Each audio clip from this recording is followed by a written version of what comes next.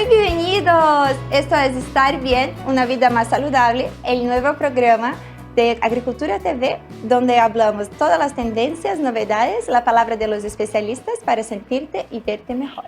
Yo soy Yolanda Moreira y les espero acá todos los jueves a las 20 horas. Hoy tenemos un capítulo muy especial con un invitado muy especial que les voy a presentar pronto, pero primero les quiero contar que es el día 14 de noviembre, el lunes pasado, ahora, celebró el Día Mundial del Diabetes. El Día Mundial de la Diabetes es un día que se conmemora para dar la oportunidad de crear conciencia sobre el impacto de la diabetes en la salud de las personas. También es un día en que se busca destacar todas las oportunidades, todas las novedades en los tratamientos que se realizan para esta enfermedad y, sobre todo, crear esta conciencia. Para hablar sobre diabetes en este día especial, tenemos el gusto del doctor Raúl Gallegos. Muy bienvenido, doctor Raúl Gallegos. Muchas gracias, El doctor es médico cirujano de la Universidad de Andrés Bello, tiene un magíster en nutrición en la Universidad Católica y es parte del equipo de asistencia nutricional del Hospital de Preca y nutriólogo del Centro Avanzado de Medicina Metabólica y Nutrición CAMIN. Doctor, muy bienvenido. Muchas gracias, Yolanda. Encantado de estar contigo hoy día. Es un gusto tenerte acá. Igualmente. Sobre todo para hablar, para celebrar este día que fue el Día Mundial de la Diabetes. Ajá. Y poder hablar sobre una enfermedad que está tan presente cerca de nosotros. Y para empezar, doctor, justamente, el diabetes, existe una cierta confusión porque existen muchos tipos, hay dos tipos de diabetes, no ya solo los tipos de diabetes, pero también el prediabetes, la resistencia a la insulina. Entonces, pienso que antes de empezar a hablar de crear esta conciencia en diabetes, qué mejor si pudiéramos hacer una revisión, si nos puede explicar cómo saber diferenciar estos tipos de diabetes para poder entender mejor. Claro, eso es súper importante porque habitualmente la gente no tiene muy claro primero cómo se manifiesta la diabetes tipo 1 versus la diabetes tipo 2. La diabetes tipo 1, la diferencia que hay que hacer es que esa es una enfermedad que cursa, o sea, cuyo, digamos, causa principal es un déficit casi absoluto, prácticamente absoluto de insulina. Mientras que en la diabetes tipo 2, el déficit de insulina es relativo. Con el pasar de los años de una enfermedad larga de diabetes tipo 2, se puede deteriorar la producción de diabetes casi como en la diabetes 1, pero en la diabetes 2 lo que prevalece en un comienzo es la resistencia a la insulina. Entonces ahí quizás es donde también tenemos que hacer la diferencia. Exactamente, doctor. Sobre todo para empezar, la insulina, ¿no? La importancia de ella en nuestra salud, cómo observarla y cómo hablar eso, cómo podemos entender esta resistencia a la insulina, si no puedes traer ahí unas palabras como bastante cercanas ahí para todos que estamos aquí hablando. Claro, mira, entonces ahora que estamos como situados entre diabetes 2, que es la que más también se asocia a obesidad, es importante entender que esta es un continuo y entonces cuando la gente habla de si tiene resistencia a la insulina o tiene prediabetes, está hablando de la misma enfermedad en distintas etapas, digamos. La resistencia a la insulina es una condición que prevalece durante toda la enfermedad, pero es con la condición que comenzamos a enfermarnos, digamos.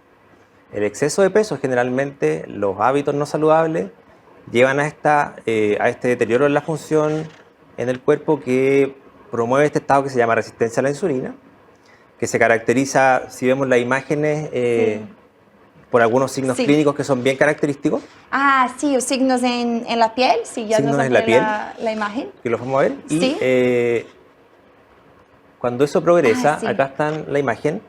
Por ejemplo, la resistencia a la insulina típicamente se ve con estas lesiones en el cuello que se llaman acrocordones, que son la manifestación de que tu cuerpo está con un nivel circulante de insulina que es muy alto, porque lo que ocurre primero es la resistencia a la insulina, pero esta resistencia conlleva, el cuerpo se defiende, digamos, y lo que hace es elevar los niveles de insulina y produce un hiperinsulinismo. Y ese exceso de insulina es lo que produce estas lesiones tan características en el cuello, por ejemplo, acrocordones, y lo otro que se ve es que la piel se pone oscura y acartonada, muy gruesa también. Mira, y eso se llama acantosis nígricas. Qué interesante. Justo el primer capítulo hablábamos con la doctora Francisca Daza, como que nuestra piel es un reflejo de nuestro cuerpo, entonces acá de nuevo mostrando que como estamos por adentro, entonces cuando empieza esa resistencia a insulina, estamos por afuera. Pero doctor, ¿podemos, por ejemplo, hacer una viaje en el cuerpo humano? La insulina, por ejemplo, ¿en qué minuto? ¿Por qué es fundamental, ¿no?, para nosotros? Si nos puede explicar bien, porque quizás mucha gente no entiende en sí ya por defecto la insulina, lo que es, cómo nos afecta en nuestra vida diaria y cómo nos puede ir llevando al sobrepeso, cómo el sobrepeso relaciona con eso para la diabetes. Bueno, por ejemplo, a ver, siguiendo en este continuo, sí. Quiero hacer la conexión con sobrepeso, exceso de peso, sí, porque lo que ocurre en forma primaria es que uno incrementa el peso, incrementa la adiposidad, y esa adiposidad produce como un estado de inflamación crónica, de bajo grado, pero crónica por mucho tiempo. Y esa inflamación crónica es la que va produciendo esta resistencia a la insulina en las células del cuerpo, en distintas células, ya sea, por ejemplo, hepatocitos, que son las células del hígado, a nivel muscular, a nivel del tejido adiposo. Y esa resistencia a la insulina es la que finalmente empieza a producir alteraciones en la glicemia.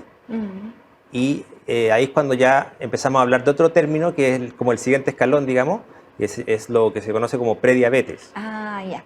Entonces, esa es, digamos, es otra entidad. La otra entidad. Pero ahí ya está ya todo prediabetes, ya significa que vas a ir a diabetes o es un estado ya en que se puede revertir a un doctor? Eso también es muy importante porque el estado de prediabetes no se considera una enfermedad, es una condición. Ya. Y la prediabetes ya es una enfermedad que hay que ponerle más atención, pero ambos son potencialmente reversibles. El primero, en un 100% si es que el paciente se cuida mucho. Ya. Y el segundo, la intervención que hay que hacer es más agresiva, pero también hay posibilidad de revertir esa situación y si no se revierte, al menos de controlarla muy bien. Fantástico, doctor. Y justo esta palabra que dijiste, inflamación, qué fuerte es, porque el estar bien, el bienestar es algo que yo pienso que vamos a estar hablando acá prácticamente en todos los programas. Ajá. La inflamación está presente y cuando uno no está también, ¿no? Lo ideal, claro, que es siempre tratar la inflamación y está presente en la piel, como vimos en capítulo anterior, y ahora acá de nuevo está mencionando la inflamación de bajo grado, que está persistente en un estado en que va te llevando a la diabetes. Y esta inflamación también tiene una relación con la obesidad, doctor. Claro, como te decía al principio, generalmente lo que ocurre en forma primaria es una alteración de los hábitos de vida. Bueno, hay muchas condiciones externas que nos predisponen a aumentar de peso, a generar más adiposidad, aumentar la adiposidad corporal, y también eso sobre bases genéticas hace que ciertas personas aumenten mucho de peso y la condición, o sea, digamos, lo que ocurre después generalmente es la alteración, la resistencia a la insulina y después la alteración de la glicemia. Doctora, ahora para el Día Mundial de la Diabetes, el MinSal dejó en su página que la prevalencia del diabetes en Chile puede llegar a un 10% y que podemos pensar que 1 a cada 10 chilenos y chilenas sufre de esta enfermedad. ¿Cómo usted analiza que viene esta alta prevalencia? ¿Por qué estamos hablando de cifras tan altas?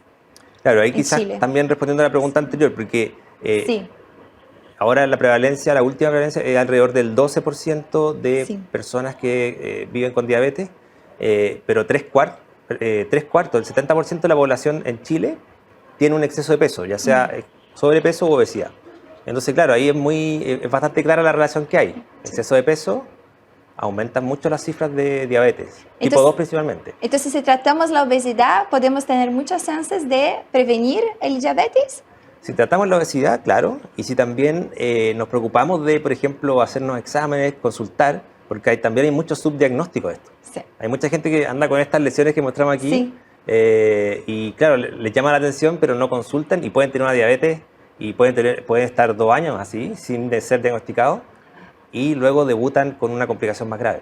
Porque ella va elevando a las complicaciones del diabetes, en vez de por eso la importancia de la detección temprana. Así es, la consulta, de preguntar, hacerse exámenes. El ideal sería hacer exámenes a cuánto tiempo, doctor, y buscar a consultar a su médico tratante. Generalmente los seguros médicos o la gente está habituada a hacerse un control preventivo anual. Yo creo que esa es como una instancia en que el médico que te evalúa Te va a pesar, te va a medir, te va a calcular el índice de masa corporal, te va a medir la circunferencia de cintura y te va a pedir algunos exámenes y a lo mejor con eso basta para hacer el diagnóstico. Fantástico. Ya sea de prediabetes, de resistencia a la insulina, y ahí aplicar la intervención que corresponda. Y doctor, lo que es muy calentador es que todo ya existe en los tratamientos y muy buenos. No sé si nos podría contar entonces sobre todo en esta parte de la prevención y tratar este sobrepeso, si una persona que puede llegar a empezar con esa resistencia a insulina, ¿cómo se podría ya estar en una prevención de eso, de la obesidad y también del diabetes? Mira, primero hay que enfatizar que el cambio de hábitos de estilo de vida es el pilar principal. Sin embargo, también es el que más cuesta, porque claro, los fármacos actuales son bastante efectivos y quizás es la intervención que menos cuesta a que el paciente adhiera. Sin embargo, el pilar número 1 es el cambio en el estilo de vida, es decir, el cambio en la alimentación, que es difícil, pero se puede hacer, y el cambio en incorporar la actividad física. Esos son los dos pilares. Y después uno empieza a hablar de fármacos, y claro, existen fármacos que controlan la resistencia a la insulina, el fenómeno de la enfermedad o el síndrome que se llama síndrome metabólico, que es una serie de enfermedades asociadas a la resistencia a la insulina, que se pueden controlar con fármacos, y también se han desarrollado fármacos nuevos que controlan muy bien la resistencia a la insulina, mejoran los niveles de glicemia y promueven la baja de peso o permiten una baja de peso importante en los pacientes. Eso es muy importante, doctor. Pero aún yo creo que puede ser que mucha gente a veces tiene miedo, receios de antigamente que usar fármacos para controlar la obesidad, para todo. Hoy en día las cosas han evoluido, doctor. Existen fármacos que podemos decir seguro, con la supervisión médica. ¿Cómo lo podemos así explicar a una persona que puede usar sin fármaco para poder ayudar también? Bueno, mira, si tú me preguntas por los fármacos, yo te diría que la principal aprensión que tienen los pacientes es este fármaco tiene efecto rebote, sí. Y es como, el fármaco en sí mismo no es el que viene con el efecto rebote, sino que probablemente la forma en que ese paciente lleve a cabo su tratamiento con ese fármaco es la que va a producir el efecto rebote. Por ejemplo, alguien que empieza a tomar un medicamento que le disminuye mucho el apetito y en 2 meses pierde el 10% o 15% de su peso corporal. Esa persona puede quedar en un estado casi como de desnutrición en un periodo tan corto. Entonces, esa baja de peso tan drástica, que es como similar a una desnutrición, es la que puede producir ese famoso efecto rebote. Pero si el fármaco está bien indicado, si se acompaña un cambio en el estilo de vida, si se educa al paciente en la alimentación, si se educa en qué ejercicio puede hacer, y si se le da como algunos tips para poder mezclar el trabajo con el cambio del estilo de vida, la vida familiar, etcétera, que son cosas que influyen mucho en el tratamiento, generalmente el paciente pierde peso y no tiene este efecto rebote, que es como lo que más la gente le tiene aprensión cuando uno inicia un tratamiento. Total, el efecto rebote tan aprensivo, ¿no? Y también muchas veces uno sufre al hacer esas dietas también muy severas y sí, toda la cosa. Entonces, qué bueno, doctor. La clave es estar acompañado y poder usar un fármaco con tranquilidad junto a su doctor. Doctor, vamos a continuar súper hablando sobre eso, pero ahora hacemos una pequeña pausa y ya volvemos con el doctor Raúl Gallegos. Estamos en Estar Bien, una vida más saludable en Agricultura TV. ¿Tienes piel sensible? Elige Cetaphil, ahora con la nueva línea Optimal Hydration con ácido hialurónico y el complejo Hydra-Sensitive para una hidratación profunda de hasta 48 horas. La gama de productos cuenta con sérum corporal, sérum facial, contorno de ojos, crema de día y crema de noche. Cetaphil, cuidado completo para pieles sensibles. 75 años de innovación. Marca número 1 recomendada por dermatólogos en Chile. Ingresa a cetaphil.cl con el código QR que aparece en la pantalla y conoce más sobre el cuidado de las pieles sensibles. Los nuevos y mejorados limpiadores Cetaphil están formulados y respaldados dermatológicamente para hidratar tu piel mientras la limpia, restaurando la barrera cutánea. Cetaphil, Cuidado completo para tu piel sensible. Descubre más en Cetaphil.cl. Volvimos, bienvenidos de nuevo. Estamos acá en Estar Bien, una vida más saludable en Agricultura TV. Yo soy Yolanda Moreira y nos vemos acá todos los jueves a las 20 horas. Y ahora seguimos con nuestra super conversación con el doctor Raúl Gallegos, que estaba muy interesante. Justo estábamos hablando sobre el efecto rebote, las personas que pesan peso y después vuelven a ganar y que a veces tienen miedo por eso del fármaco. Y hablando justamente, doctor, del Día del Diabetes, esta semana estaba leyendo un artículo sobre el Día Mundial de la Diabetes y hablaba de famosos que tienen diabetes. Y ahí estaba Tom Hanks, y Tom Hanks tiene diabetes hoy, y él decía que estaba muy seguro que su diabetes venía de los cambios de peso tan drásticos que él tuvo por su profesión, porque a veces un actor tiene que subir y bajar de peso, y bien, y nosotros que no actores también muchas veces pasamos por cosas emocionales, de la vida, del trabajo, que también subimos y bajamos. Eso es algo, ese efecto rebote, no mantener el peso constante, doctor, eso puede ser un señal de alerta, nos puede conducir un día a diabetes o... Sí, mira, cuando tú me comentas ese caso del actor, de Tom Hanks, yo pienso que, bueno, hoy en día la obesidad, el sobrepeso se enfrenta como una enfermedad crónica, o sea, como tener diabetes, como tener hipertensión. Y eso es porque se sabe hoy en día que es una enfermedad compleja, que los mecanismos fisiopatológicos son complejos, así como son los de la diabetes, y que por tanto, y que además son crónicos, o sea, duran mucho tiempo y que por tanto no dependen tanto de la voluntad de la persona. O sea, antes se consideraba que el exceso de peso podría ser asociado a ser flojos o tener... había muchos estigmas. Sí, que hoy en comer día, demasiado, sí. Comer demasiado. Hay estigmas que hoy día ya se están superando, pero recién yo te diría que el enfoque va para allá. Entonces lo que pienso en ese caso es que al ser una enfermedad crónica es probable que esta persona haya tenido altos y bajos en su peso, y así como lograba perder peso, luego podría reganar, porque igual él seguía enfermo, digamos. Él estaba con el problema de obesidad, que era una enfermedad que se podía controlar, pero que también era esperable que en algún momento hubiese que reasesorarlo, reevaluarlo y dejar algún fármaco nuevamente. Pienso que puede haber pasado eso. Ya, pero no es por subir y bajar de peso que uno va a tener más chances de tener diabetes. Bueno, si tiene que ver con si esas altas y bajas de peso tienen que ver con que fluctúas porque te cuidas pero vuelves a subir porque pasas por un periodo que abandonas mucho los hábitos de alimentación, que pasas por periodos de mucho estrés, sí, esos pueden ser etapas vitales que te condicionan mayor riesgo. Entonces, idealmente, doctor, es mantener el peso durante todo el año, pero es difícil, doctor, es difícil. Eso del efecto acordeón está mucho presente en nuestras vidas. Acá en Chile puede estar en cualquier momento, hasta por el cambio de temporada, invierno, verano, uno ve que en invierno quiere comer más, una cosita grasita así, y después en el verano todos preocupados por la playa. Y es una constante muy fuerte en la mayoría de la población. Entonces, sí, esas alzas y bajas de peso, ¿hay algún riesgo metabólico para la salud, esa inconstancia en el peso? Claro, si hay muchas fluctuaciones en el peso, significa que tu salud está fluctuando mucho durante el año, por ejemplo, y probablemente el tratamiento no está siendo efectivo tampoco.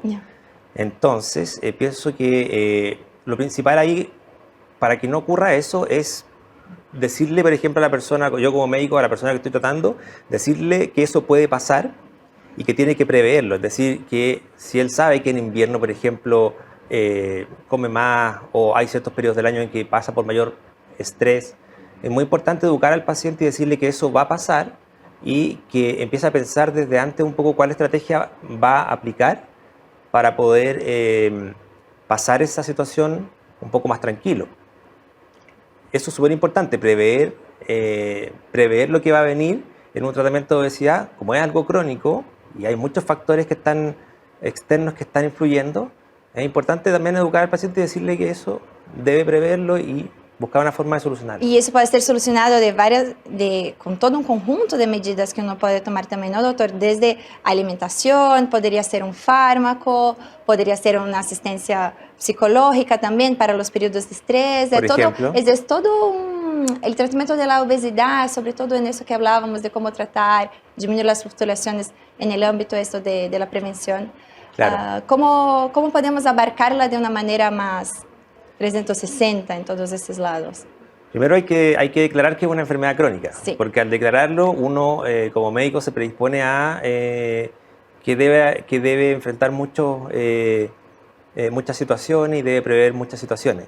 Y como tú dices, a veces el tratamiento hay que acompañarlo, por ejemplo, de una evaluación multidisciplinaria o interdisciplinaria entre nutricionistas, a veces también kinesiólogos que les ayuda, por ejemplo, a facilitarles la actividad física, a enseñarles cómo hacerla, psicólogos que les enseñan ciertas estrategias para superar, por ejemplo, estrés laboral, estrés en las situaciones del día a día con los hijos, con la familia, sí, que son factores que también influyen en esas variaciones que tú me comentas sí. que ocurren durante el año. Entonces, todos esos factores van llevando entonces cambios de peso, obesidad, inflamación, diabetes, va todo súper interrelacionado, ¿no, doctor? Y doctor, ¿y cómo cuidar de eso en una etapa también? Yo pienso que para el Día Mundial de la Diabetes no podemos dejar de hablar de la diabetes gestacional. ¿Cómo llevar también todo eso que ya está presente en la vida de las personas, además de las embarazadas, de esa etapa tan especial?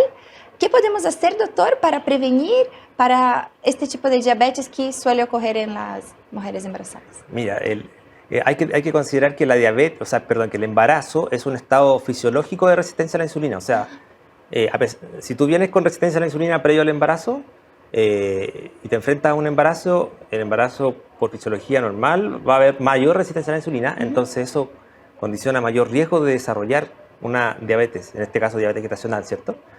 Por tanto, si alguien ya tiene estas condiciones previas al embarazo, hay que planificarlo. O sea, las personas que están cursando con exceso de peso y que ya saben que tienen resistencia a la insulina o que ya tienen incluso prediabetes, sobre todo esas personas debiesen consultar con su médico y planificar el embarazo al menos 6 meses antes. Y la planificación involucra, por ejemplo, una pérdida de peso, volver a los hábitos saludables, también algunas suplementaciones con vitaminas que disminuyen mucho el riesgo del embarazo. O sea, que hayan complicaciones durante el embarazo. Entonces ese es como el primer acto de amor que hace la mujer con su hijo. Yo creo que hay que verlo así. A mis pacientes les digo eso y aparte es un momento súper en que las mujeres están muy motivadas por hacer cambio. Entonces hay que aprovechar esa instancia. Y además entonces puede ser un momento que empieza a cambiar sus hábitos nutricionales en el embarazo y puede mantenerlo después. Y puede mantenerlo para después. Entonces, otra cosa muy importante es comunicarles que las va a ayudar mucho dar lactancia materna posterior al embarazo, porque es normal subir de peso durante el embarazo y no es normal bajar de peso durante el embarazo. Es normal subir dentro de un rango que debiese ser estimado para cada persona según su índice de masa corporal con el que queda embarazada. Entonces esa ganancia de peso que va a ocurrir al final del embarazo, una de las formas de hacerle frente es dar pecho, dar lactancia materna. Imagínate que con la lactancia materna se necesitan como 500 calorías al día para producir leche cada día. Es verdad. Entonces tenés 500 calorías menos cada día que das lactancia. Sí, eso es algo aún más lindo, ¿no? de la lactancia materna. Como que está pensado para que subas lo normal, lo que tienes que subir y después bajes. Que baje todo, sí, exactamente. La naturaleza sabia. Y doctor, pero este tratamiento en las embarazadas es puramente nutricional o se utiliza fármacos también? ¿O qué es este nutricional? ¿Es como sacar el azúcar, sacar los carbohidratos? ¿En qué está basado tanto este preparo en el embarazo para prevenir una diabetes gestacional? Mira, existe básicamente un fármaco que se puede mantener durante el embarazo si es que la persona viene con ese fármaco previo a quedar embarazada, y durante el embarazo no se hace tratamiento para perder peso. ¿Ya? No se debe hacer. Pero existe una dieta para la diabetes, claro, para prevenir la mayoría eso. Imagínate también que las mujeres que llegan a desarrollar la diabetes gestacional, la mayoría de ellas puede cuidarse solamente con alimentación, cambiando la alimentación. o regulando la alimentación, haciéndose algunas mediciones de hemoglucotest, de glicemia, pero la alimentación podría ser suficiente incluso si es que desarrollas diabetes durante el embarazo. Perfecto, doctor. Y doctor, bien, cuando sabemos lo básico del diabetes, que imagino que sabemos desde el colegio, que todos saben, es que bien, el diabético no puede consumir azúcar, ¿no? Es como la base. Pero, doctor, ¿el azúcar es así tan malo o podemos agregarlo? ¿Hay como estar bien y tener una vida saludable? ¿Cómo debemos cuidar de ese azúcar? Y en todo ese contexto de obesidad, inflamación, diabetes, ¿cuál es como la recomendación médica al respecto de esto de azúcar?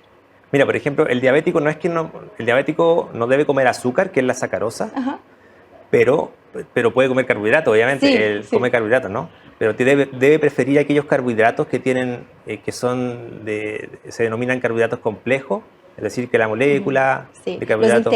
Los integrales, ¿cierto? Y que está presente en los alimentos de origen, o sea, que tienen menos proceso, que son los integrales. Sí, menos procesados.